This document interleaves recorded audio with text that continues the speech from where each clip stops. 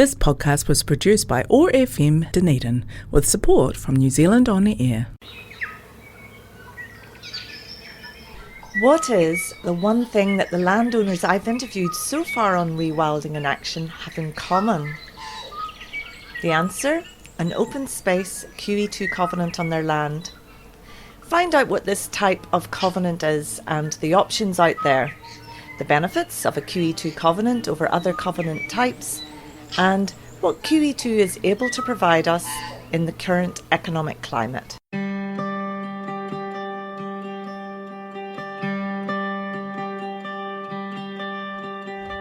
Today's episode of Rewilding in Action is supported by Bin in Dunedin at 126 Crawford Street. Locally owned and operated, Bin in Dunedin specialises in quality whole foods, speciality grocery items and low-waste shopping options. For more information, go to binin.co.nz.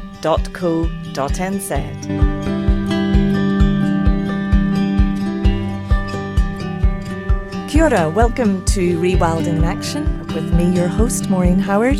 Today I'm in the OAR FM studio, this time with my guest, Dr. Cathy Ruffout, who is the QE2 National Trust's Regional Representative for Coastal Otago North. Now, this is a position that she's held for around 5 years, and part of her work focuses on helping landowners to put some of their land into a land covenant to protect its biodiversity. And technically, this is called an open space covenant. And it's something that I think is pretty much essential for successful rewilding on private land. So welcome to the podcast, Cathy. Thank you, Maureen, for inviting me. Cathy, you know, I was just thinking that every episode I've done with a landowner on Rewilding in Action who've been protecting their bit of land, it's been done with a QE2 covenant, yes, which is quite amazing. And so I was just wondering if we can start there and if you can tell us a little bit about QE2. Yes, sure, I can. QE2 is short for Queen Elizabeth II National Trust. That was formed formally in the late 70s, 1977. It has its own legal act that sits over the top of it, a board of trustees, a CE, a head office in Wellington, and about 30 field reps. So I'm one, there's another 29. So it's an organisation that's a charitable trust that spans right from Northland down to Rakiura, Stewart Island. And the principal goal is it is a service to the people of New Zealand. It is specifically funded and set up to operate to help people protect special places on their private properties. And as you said, open space is that collective word that's been around ever since day dot to describe the whole range of sites that may have special values. And it's also an ability to provide some level of public engagement with some of those places as well. Totally discretionary, up to the individual landowner, but it is very much about protecting private land for the people of New Zealand and for the future generations. So it's not just then biodiversity, it could be other special features, perhaps archaeological, geological? Yes, that's right, historical, recreational, think of climbing, maybe mountain biking, and more recently it has become ecological. And I think we would all acknowledge in New Zealand that the trend and interest in native vegetation has grown and continued to grow.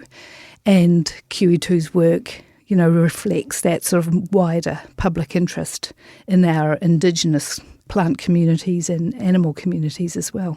And because around 70% of our land, as I understand it, of the land in New Zealand is in private ownership. So it's so important that we have some kind of mechanism to help protect this land.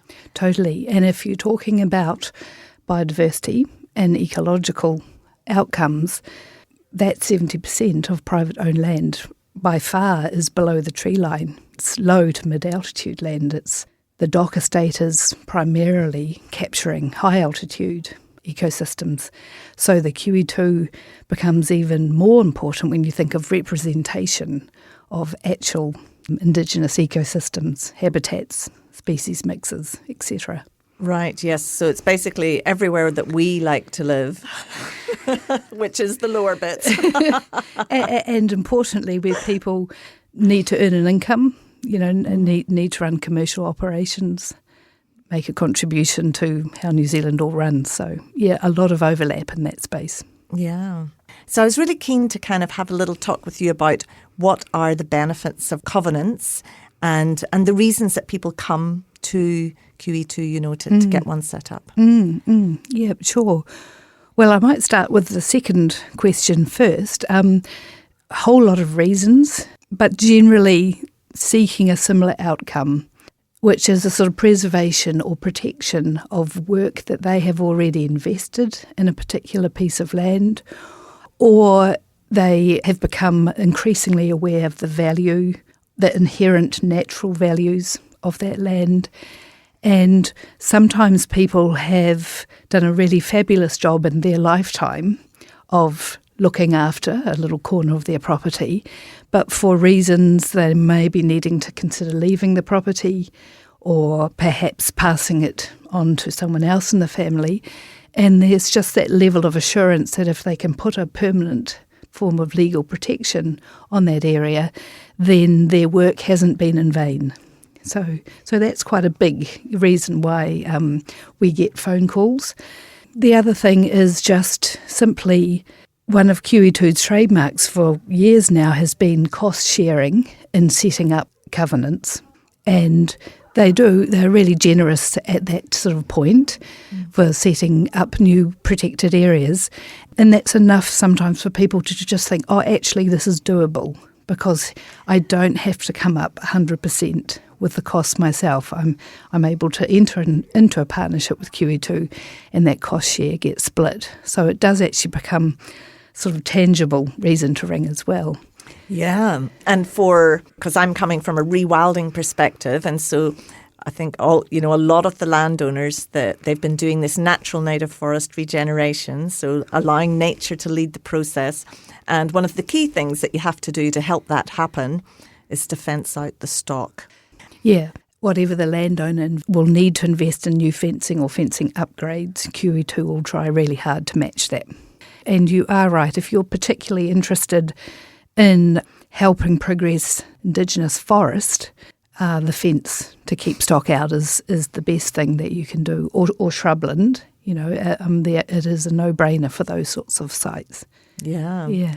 And then what you were saying earlier as well about some landowners, how they decide to go with QE2 later on in the piece because perhaps they notice interesting things happening on their property, with all that native vegetation coming up. Would that be the case, that sometimes they realise, oh, there's these rare species that have arrived. I've got skinks or geckos or something, Yeah, well, that's right. I think it's affirmation for them, that a part of their property that they've really love or been drawn to or feel, needs to be protected in the existing state as much as possible. When they start to see those positive changes happen, regeneration, like you say, perhaps the return of some species that weren't that common before, it all just helps them feel that what they're deciding to do is the right thing because that site is tracking along in the direction that they had hoped it would under their care and their management. And so they would like that journey to continue for that site, and they see that QE2 can provide that for them by becoming a partner in protection on that part of their property. Another really key thing, I think, in rewilding is the monitoring. We might not notice much of a difference at first, but having that monitoring then over time, and you look back and you can see photographs of how much things have changed, I think it can be really surprising to people how quickly things did actually change. Mm-hmm. So talk to me a little bit about the monitoring and what QE2 recommends or advocates with the landowners. Sure. Well, the monitoring is a big part of the rep role. Over half, probably, of our time is spent monitoring. And really what that also means is that ongoing relationship with the landowner. So there's a very much a social side to the monitoring, where you're checking in every 2 or 3 years with each landowner who's got a covenant. It's a chance to problem solve if anything's come up. It's a chance to perhaps talk about some funding that may be helpful, traps, weed control, whatever. But it's also just a chance to just sort of get on the same page with each other and just say, hey, is this block doing what you'd like it to be doing? And then the second part of that monitoring visit is when you go out to site and you really do get your eyes on the ground and, like you say, take photographs. There's always permanent photo points set up in a QE2 covenant. So you return to those locations and take the same photo. That must be exciting. It is really exciting. It is. And it's always enjoyable to sit down at the table with the landowner and say, let's look at these photos. Mostly, there's positive trends. Sometimes, though, inadvertent sort of consequences do come out and you see a regression either in the whole site or a part of the site. But equally, it's valuable to have that photographic sort of sighting of that. It really helps, like I say, stay on the same page, and then you can start to problem solve, seek advice, seek solutions. So did you say that's every 2 to 3 years that you kind of have that touch base? That's right. Yeah, that's the physical visit. But of course, anyone who's got a covenant within the area that you roam as a rep, they can ring, phone, text anytime. It's an ongoing relationship, and it's that relationship between a rep and a landowner that is the defining difference between other ways of setting up covenants. I think the information that we get on how to manage these QE2 blocks is really helpful because they can be quite hard to manage, and at times it can be a bit onerous on landowners. And I think if we can keep striving forward with learning from them, and the monitoring's really helpful for that, the photos are really helpful, the transfer of information from any research back through to landowners, if we can just keep on growing our understanding of these sites and what they need for the management within the lifetime of the people who are looking after them, then I think a really nice balance is met. I think the value of joining QE2 quite early is it just immediately sort of starts that recognition that they're taking this role very seriously. That's the vision and future they want for their land. Because when you do have a QE2 covenant, it does open some doors for you in terms of support and advice. And it's a really strong physical expression of your commitment to what you want to see happen on that land, and therefore people sort of get behind you more readily than if you were doing it without a covenant. And do you get a little sign on your gate? You do. You can have as many signs as you like. It's always a lovely point to get to as a rep is when you can go around and deliver the signs, because all of the legal work has been done and all of the signing of the documents has been done, and it's there, it's over the mark and ready to start running as a covenant. That's so good. And the other thing I guess that's really good about bringing in QE2 at the beginning is that you can do that monitoring and have it from right at the beginning of your project as you travel through. Mm-hmm. And then, of course, the next people who come along, they'll have all those historical photographs and that information too, won't they? Yeah, that's right. There's very strong privacy rules tied up with QE2. Certainly you can discuss elements of the covenant that the landowners are open and free to talk about, but there's always a transfer of a certain amount of documentation, from one owner to another with a QE2 block. But there's also just sort of a reassurance that privacy element, with landowner information, personal circumstances, all that sort of thing, is taken very seriously by the organisation. And I'm really curious, how small can a piece of land be to be included as a QE2? Well, there hasn't really ever been a defined lower limit, actually, Maureen. There is, I do know of one, I think, on the outskirts of Wellington that's about 400 square metres, almost a small section, protecting old podocarp trees. And also there is another level of protection in QE2 where single trees are protected too. So it's called Life of Trees. And so it does come down to that scale of an individual tree.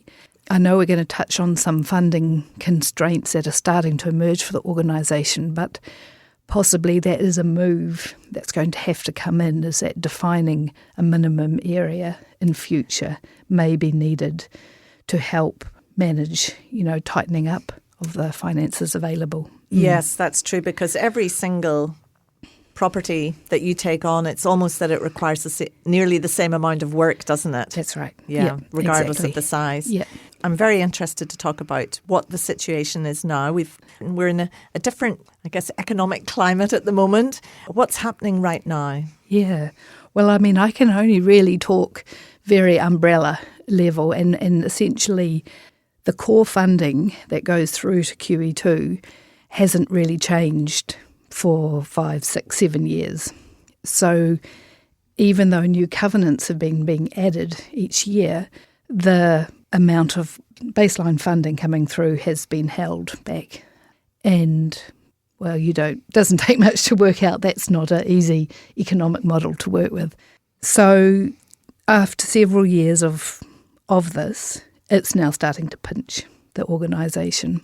And the response initially is to really try and streamline new protection, because that's obviously one of the biggest expenditures and outlays for QE2.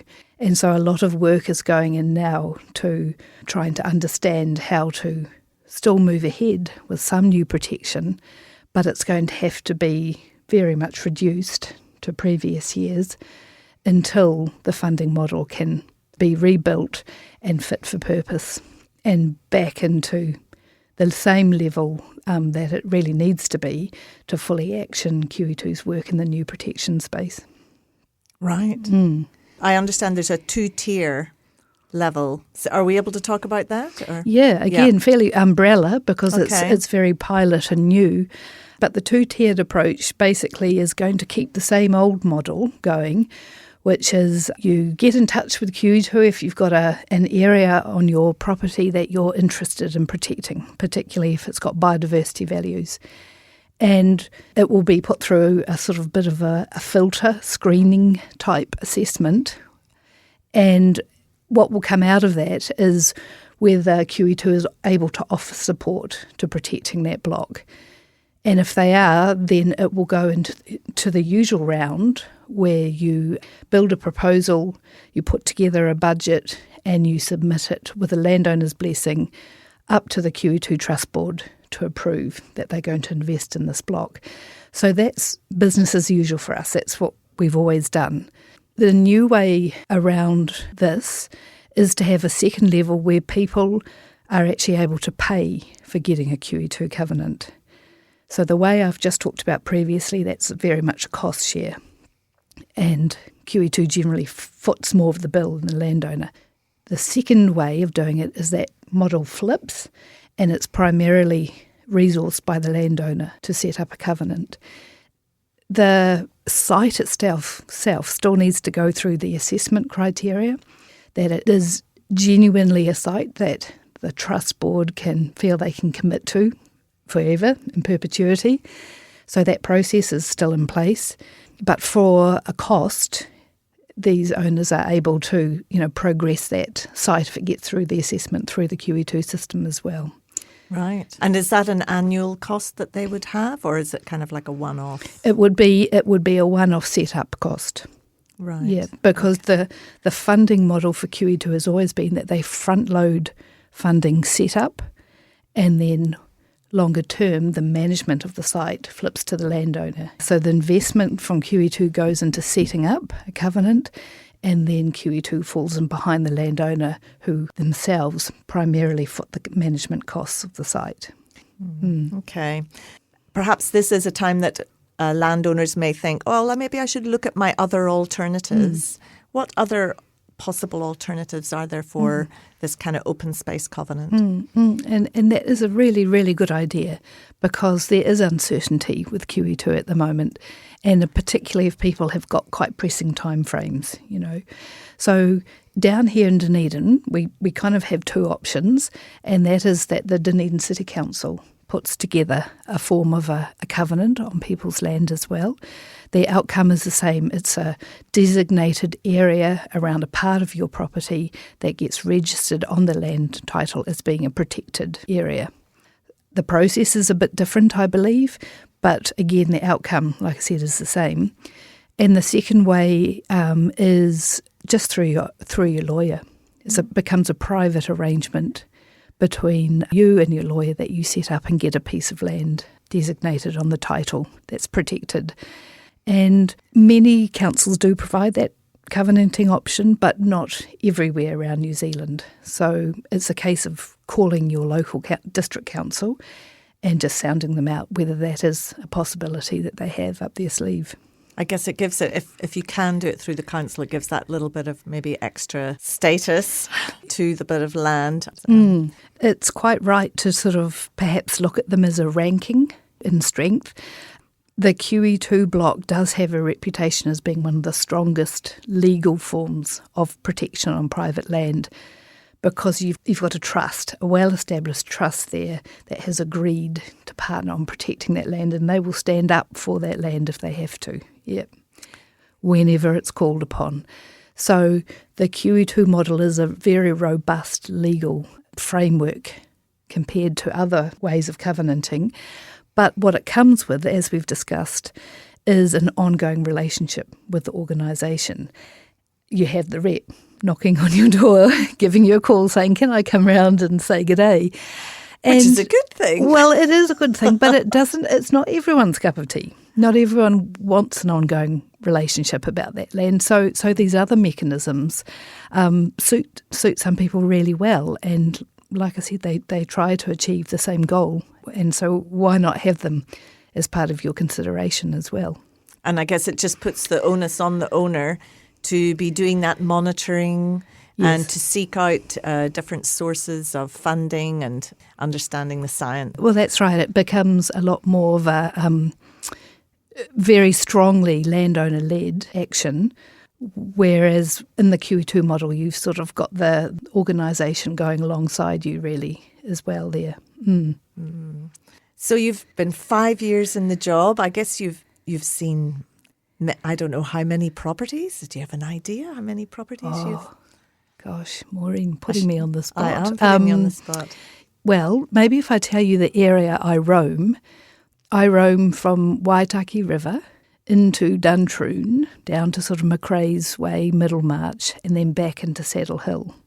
But up until 2 years ago, I did extend down to the Catlins as well. So it's a large area.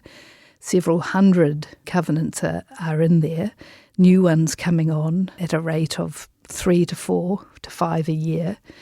And that's just a pretty small part of the whole country, really. I think they've gone well past 5,000 for all of New Zealand now. Wow, It's amazing, isn't it?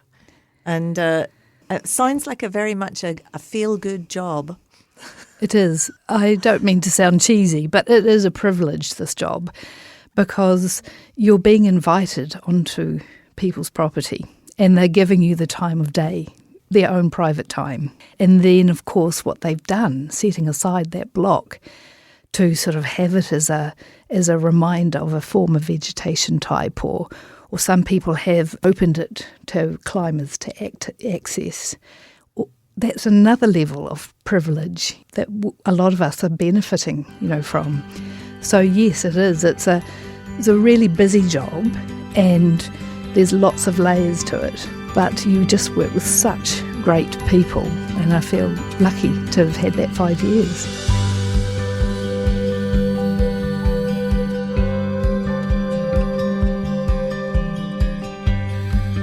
Thanks very much to Dr. Cathy Roofout from QE2 for being my guest on this episode of Rewilding in Action. I loved our chat and what QE2 does for nature and the people who love it.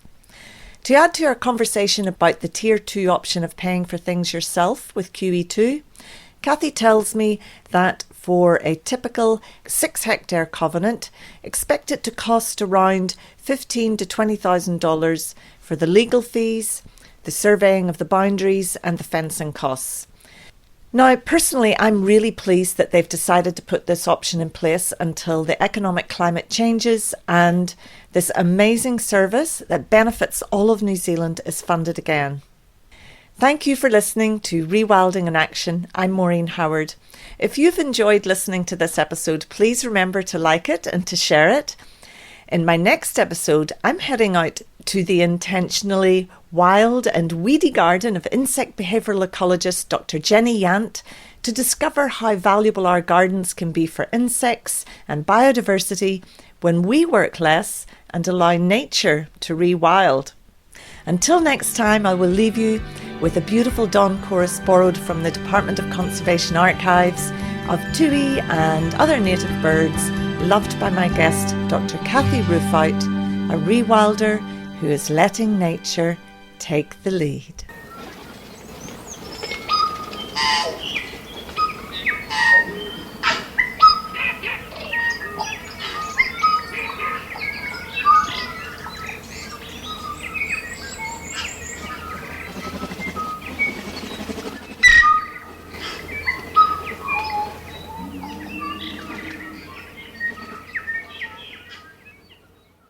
This podcast was produced by OAR FM Dunedin with support from New Zealand On the Air.